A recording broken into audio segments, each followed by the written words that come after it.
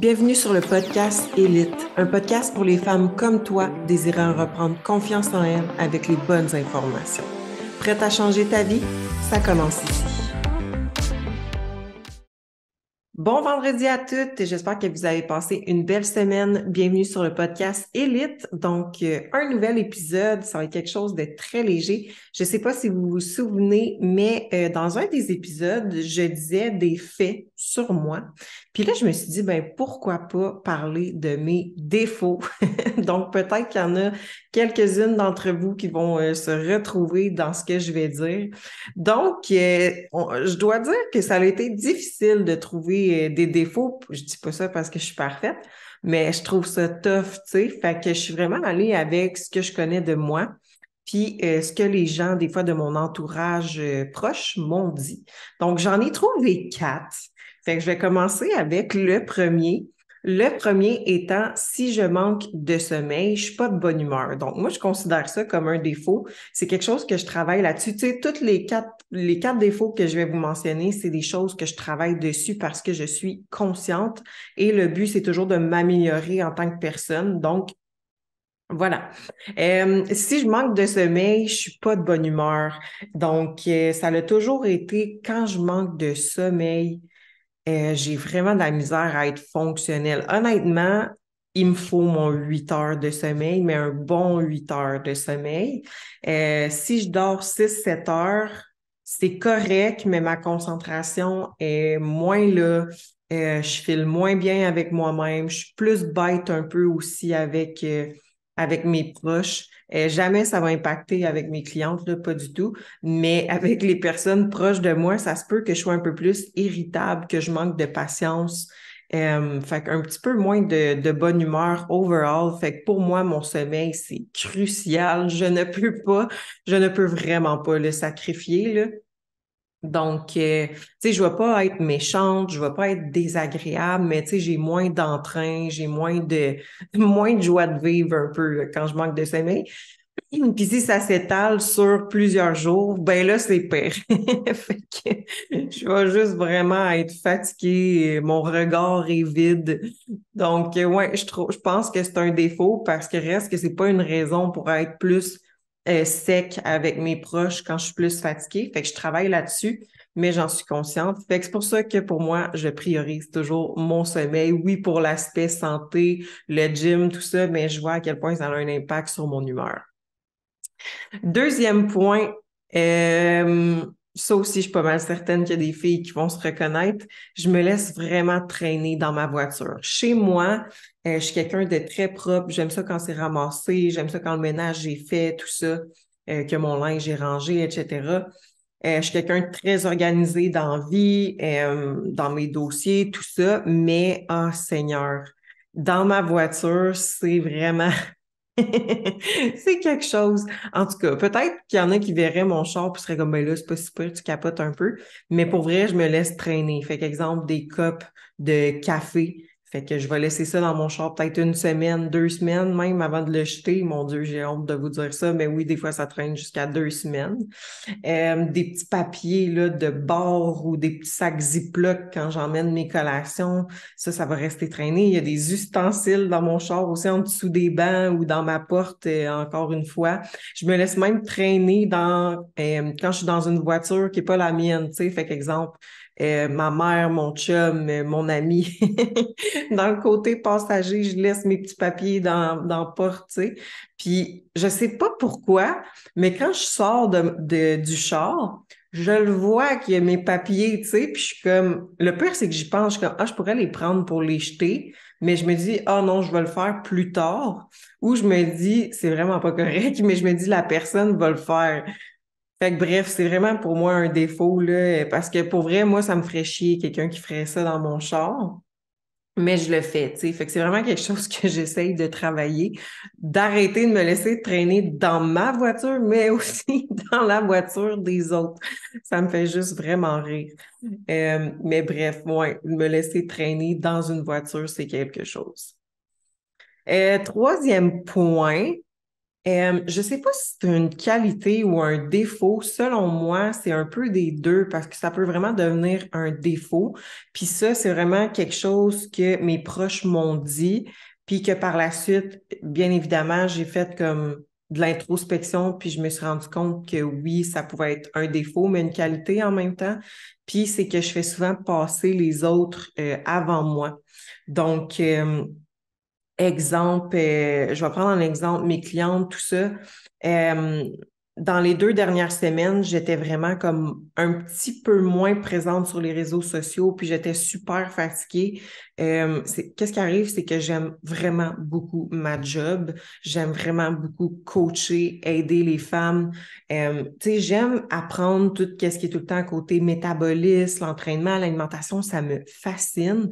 Puis de voir que je peux appliquer ces connaissances-là sur mes clientes, puis que je transforme leur vie. Il y en a qui me disent carrément, Sarah, t'as changé ma vie.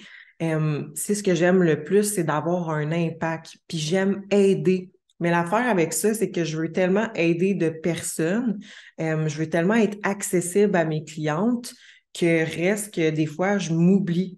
Fait que ce que je me suis rendu compte dans les 2 dernières semaines, c'est que ça faisait 1 an que j'avais pas pris de vacances. Puis je travaille énormément, beaucoup dans une semaine, honnêtement. Euh, je travaille environ 5-6 jours semaine, puis là-dedans, c'est un 60 à 80 heures par semaine. Puis je m'en rends juste pas compte parce que pour moi, c'est comme pas un travail parce que j'aide les personnes, tu sais. Puis il faut que je sois présente sur les réseaux sociaux, tout ça.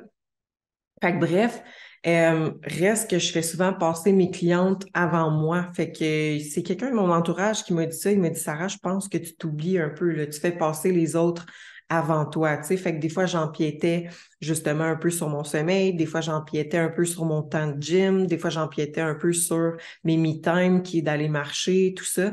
Fait que je me suis dit, wow, OK, là, ça m'a comme juste fait allumer une cloche. J'ai comme juste réalisé que là, je parle d'avec ma job, mais souvent, ça fait ça aussi avec des amis, ça peut faire ça aussi quand je suis en relation de couple, euh, avec ma famille, tout ça, c'est que souvent, je vais faire passer le bonheur des autres avant le mien. Fait que ça aussi, c'est quelque chose que j'ai travaillé beaucoup dans la dernière année. Ça a été justement d'arrêter d'aller chercher comme absolument un peu l'approbation des autres, le bonheur des autres. Tu sais, si j'avais toujours peur, dans le fond, de faire quelque chose qui allait déplaire aux autres personnes, fait que c'était vraiment rendu comme un genre de défaut, tu sais. Ça peut être une qualité parce que je care vraiment pour les autres, tu sais, je veux toujours qu'ils soient bien, je veux les rendre heureux, tout ça, mais justement, ça peut virer en un défaut puis affecter notre personne en soi. Fait que c'est vraiment quelque chose que j'ai trouvé difficile à faire. Fait que ça l'a vraiment, tu sais, comme en relation, mettons, j'ai trouvé ça tough d'arrêter de me voir dans le regard de l'autre personne, tu sais. Fait que moi, je voulais toujours plaire le plus possible à l'autre personne.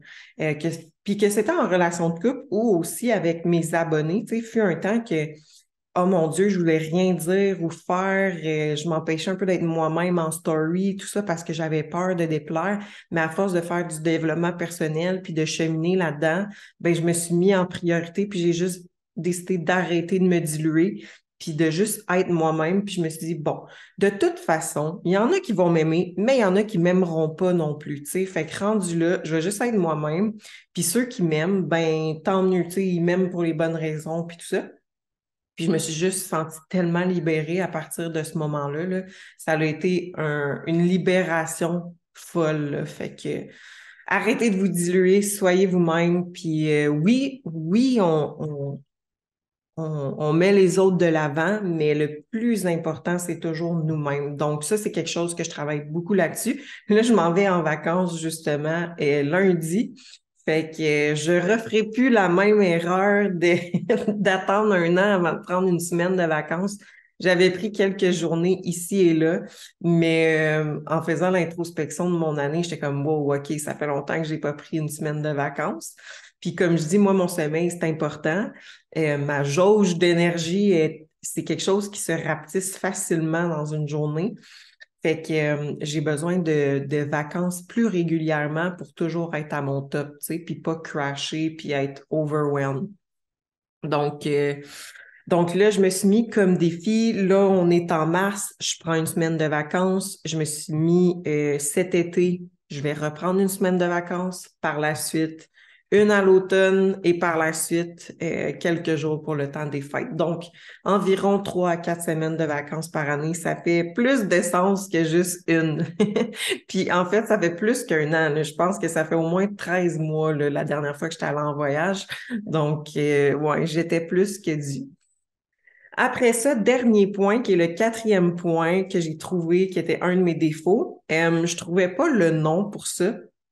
En fait, ça aussi, ça a été un point que j'ai changé dans la dernière année, mais reste que des fois, dans certaines situations, je m'en rends compte. Tu sais. L'important, c'est qu'on se rende compte de nos défauts, puis que quand ça arrive, ben, on le sait, puis on est comme, aïe, aïe, OK, il faut que je change ça. C'est d'arrêter de jouer à la victime quand ça va pas. Fait que d'arrêter de faire un peu le bébé, si on veut, là. Mon chum trouve ça bien cute, là, mais je suis sûre que d'un sens, ça le gosse puis qu'il me l'a peut-être pas dit encore, mais bref, c'est ouais, carrément d'arrêter de jouer à la victime. Euh, Puis d'arrêter de faire le bébé. Tu sais, encore là, il y en a qui vont dire que c'est cute, d'autres que c'est un défaut, là, mais exemple, quand je manque de sommeil, tu sais, soit que je vais être pas de bonne humeur ou je vais être genre, tout va être une tâche, tout, je vais faire comme, ah ouais, mais là, j'ai ça, là, j'ai mal ici, puis là, je suis fatiguée, puis là, je vais vouloir faire pitié, tu sais. Fait que, puis je le sais sur le coup, tu sais, je suis comme, OK, arrête de faire pitié, là. Fait que, reste que je suis capable de travailler là-dessus, mais sinon, j'ai été un bout, là, à, à pas prendre responsabilité de qu'est-ce qui m'arrivait, puis de juste jouer à victime. C'était toujours la faute des autres, c'était jamais de la mienne. Je me trouvais mille et une excuses, puis je jouais carrément à victime pour, comme, aller chercher un petit peu la pitié des autres, puis de juste comme me faire réconforter quand ça n'allait pas, tout ça. Je suis quelqu'un qui est très sensible, mais encore là, ça s'améliore. Je suis capable de me détacher un peu plus rapidement, mais puis de lâcher prise en fait. Mais je suis quelqu'un qui est très sensible, puis j'ai besoin de vivre mes émotions. Mais on dirait que des fois c'était un petit peu trop. Tu sais, comme pour des petites affaires, j'avais tendance à pleurer pour rien, tu sais. Fait que là, c'est beaucoup mieux, ça m'en prend beaucoup plus. Mais ouais, c'est juste que comme je vous dis, je sais pas comment ça s'appelle, mais je pense que c'est le bon terme. Là, je jouais un petit peu à victime. Fait que c'est encore un de mes défauts, dans le sens que ça va pas être malsain, là, tu sais, je vais pas mettre la faute sur les autres puis tout ça. Quand il m'arrive une situation, je me dis toujours, c'est de ma faute, c'est ma responsabilité. Qu'est-ce que je peux faire pour changer ça la prochaine fois pour pas que ça se reproduise? Fait que ce soit dans n'importe quel aspect de ma vie, c'est toujours ça que je me dis. Mais reste que des fois, euh, classique, quand je suis SPM, je suis tout le temps comme ah, je suis fatiguée, là, puis là, je suis sensible, puis tout ça. Puis là, je veux juste que comme on prenne soin de moi, mais la seule personne qui peut prendre soin de moi en réalité, c'est moi-même. Mais ouais, c'est un de mes défauts. Fait que vous apprenez un peu plus à me connaître dans mes défauts. Puis je viens d'en avoir un cinquième qui vient de me popper en tête. C'est que je suis quelqu'un de excessif. Ça aussi, je l'ai travaillé, c'est mieux qu'avant. Mais je suis vraiment quelqu'un qui peut tomber dans l'excessivité. Fait que qu'est-ce que je veux dire par là? Je vais prendre un exemple. Quand je faisais de la compétition, je suis tombée dans une période que je voulais tout le temps être très, très lean sur les abdos, tout ça. J'étais rendue très, très maigre. C'était même plus une shape de compétition, là. J'étais juste pas en santé. Fait que j'ai tombé excessivement là-dedans. Après ça, j'ai fait du travail sur moi, ça s'est amélioré. J'ai plus ce problème-là, c'est parti. Sinon, ben, c'est l'excessivité de la shape, mais l'excessivité, c'est que je faisais beaucoup de cardio. Je mangeais pas beaucoup de carbs. Je m'entraînais 5, 6 fois par semaine. Fait que j'étais dans l'excessivité overall avec la shape. Sinon, qu'est-ce que je m'en ai dire avec ça? L'excessivité aussi, ça peut être dans mes relations. Fait que ça aussi, c'est quelque chose que j'ai changé. Mais quand je commençais une relation amoureuse, je tombais dans l'excessivité. Fait que la personne devenait carrément mon univers au complet, là. Fait que je mettais un peu de côté ma famille, puis je me concentrais que sur la personne. Fait que tu sais, reste que pour quelqu'un ça peut faire peur, tu sais. Voyons, si elle tombe après moi, tu sais, puis c'est juste tout à fait normal, tu sais. À cette heure, je serais dans la situation inverse, puis je serais comme, wow, calme-toi, tu sais, une chose à la fois. Mais je tombais excessive là-dedans dans mes relations. La personne devenait le centre de mon univers. Puis quelque chose que je vais vous dire que vous ne saviez peut-être pas sur moi, à l'âge de 18 à 19 ans. En fait, moi, j'ai commencé l'entraînement pas mal à la fin de mes 18 ans, début 19 ans. Fait que pendant pratiquement un an, moi, j'étais beaucoup dans l'univers des bars, donc une vie de nuit. Euh, je sortais beaucoup. Puis en fait, qu'est-ce qui dit univers des bars dit alcool accessible, puis aussi consommation de drogue. Fait que ça, c'est quelque chose que j'ai jamais dit encore sur mes réseaux sociaux. Fait que je m'ouvre vraiment là-dessus parce que ça m'a pris du temps à accepter cette partie de mon passé-là. Mais l'affaire, c'est que ton passé ne te définit pas, mais reste que c'est une partie de toi. Puis je pense que pour vivre pleinement avec soi-même, il faut qu'on accepte notre passé, que ce soit positif ou négatif. En fait, c'est jamais négatif parce que c'est toujours une leçon qui fait en sorte que tu te développes. Fait que pendant que j'étais dans cette période-là, je suis tombée beaucoup dans la drogue. Oui, je buvais, mais pas tant que ça, mais j'étais beaucoup dans la drogue. Fait que je prenais beaucoup de cocaïne, dans le fond. Fait que j'étais comme, honnêtement, pendant cette année-là, de 18 à justement la fin de mes 18 ans, début 19 ans, je pense que dans une semaine, je devais me réveiller au moins 5 matins vers l'heure, ben matin, il était rendu quasiment à l'heure du dîner, puis je me rappelle pas me réveiller puis que j'étais pas hangover parce que j'avais trop consommé la veille, tu sais. Fait que je me couchais extrêmement tard, puis je me réveillais extrêmement tard aussi, donc vers l'heure du dîner, début après-midi. Fait que, tu sais, déjà que c'est pas le fun de se lever hangover quand t'as consommé, mais que tu te réveilles quand il fait clair, c'est pire, on dirait. Tu sais, je me couchais quasiment quand le soleil se levait, puis je me réveillais, tu sais, en plein milieu de journée, tu sais. Fait que ça a été quelque chose de très dur pour moi à accepter que j'ai eu cette passe-là. Puis qu'est-ce qui a fait en sorte que j'ai arrêté de consommer? Parce que comme je vous dis, c'était au moins 5 fois par semaine, puis c'était dans l'excessivité. Puis les 2 jours que je consommais pas, c'est parce que j'étais vraiment trop hangover, tu sais. Fait que qu'est-ce qui a fait en sorte que j'ai arrêté cette période-là de ma vie? Ça a vraiment été un moment donné, j'ai vraiment, vraiment, vraiment trop consommé. Puis je pensais que j'étais en train de faire un overdose, là. Mon rythme cardiaque était tellement élevé, j'avais les mains froides, moites. Et je me sentais que j'avais mal au cœur, je filais vraiment pas. J'étais toute seule dans mon appart. J'ai appelé le 911. Je leur ai dit comment je me sentais, qu'est-ce que j'avais pris, tout ça. Puis finalement, les ambulanciers sont arrivés, il y était 2.